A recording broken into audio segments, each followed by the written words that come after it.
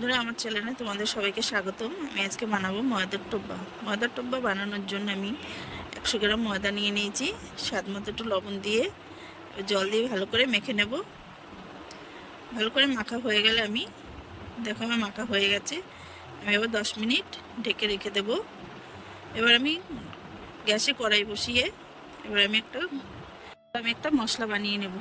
মশলা বানানোর জন্য আমি দিয়ে দিয়েছি গোটা ধনিয়া, তারপর একটা শুকনো লঙ্কা, দারচিনি, এলাচ আর হলো গিয়ে সাদা জিরা দিয়ে ভালো করে ভেজে নিয়েছি। এবার আমি কড়াইতে তেল দিয়ে একটা তেজপাতা, সাদা জিরা আর দারচিনি দিয়ে ভালো করে নেড়ে এবার একটু হিং দিয়ে নেব।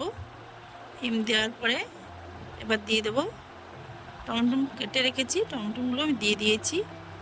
এবার ভালো করে নেড়ে চেড়ে ভাজা ভাজা করে এবার 4টি কাঁচা লঙ্কা আমি দিয়ে দেবো চিড়ে, আদা কুচি দিয়ে দেবো, দিয়ে এবার ভালো করে নেড়ে চেড়ে দেবো স্বাদ মতো লবণ দেওয়ার পরে হলুদ দিয়ে দেবো। হলুদ দিয়ে ভালো করে এবার একটু নেড়ে চেড়ে ভাজা ভাজা করে নেওয়ার পর এবার দিয়ে দেবো আমি জিরের গুঁড়ো 1/2 চামচ, এবার দিয়ে দেবো ধনিয়ার গুঁড়ো 1 চামচ, কাশ্মীরি লঙ্কা দিয়ে দেবো। এবার দিয়ে ভালো করে কষিয়ে নেওয়ার পরে এবার দিয়ে দেবো কসুরি মেথি দেওয়ার পরে এবার আমি ভালো করে কষিয়ে নিয়ে এবার দিয়ে দেবো আমি 2 চামচ টক দই। 2 চামচ টক দই দেওয়া হয়ে গেছে। এবার আমি ভালো করে কষিয়ে নেব। দেখো এভাবে কষিয়ে নেবে তোমরাও। কষানো হয়ে গেলে আমি এবার দিয়ে দেবো এবার সেই টক দই ফেটানোর বাটিতে আমি জল দিয়ে দিলাম। ভালো করে দেখো নেড়ে নেব। নাড়া এখন হয়ে গেছে। ফুটে উঠলে আমি স্বাদ মতো একটু চিনি দিয়ে দেবো। এবার আমি সেই ময়দার ডোটাকে আমি এবার গোল গোল করে শেপ দিয়ে নেব।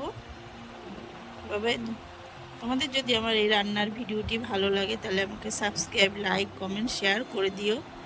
এবার আমি দেখো আস্তে আস্তে নেড়ে দিচ্ছি। এটাকে যখন রান্না করবে আস্তে আস্তে নেড়ে দিতে হবে, নেড়ে তুলতে হবে এগুলোকে।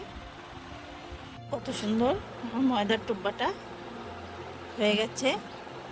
দেখো এবার আমি দিয়ে দেবো উপর দিয়ে সেই ভাজা মশলাটা করে রেখেছিলাম। সেই ভাজা মশলাটা আমি দিয়ে দিলাম। দিয়ে এবার নেড়েচেড়ে আমি নামিয়ে নেব। দেখো আমার রেডি। এবার আমি করে নিচ্ছি। ওটা ধনেপাতা দিয়েছি উপর দিয়ে। দেখা হবে পরের ভিডিওতে।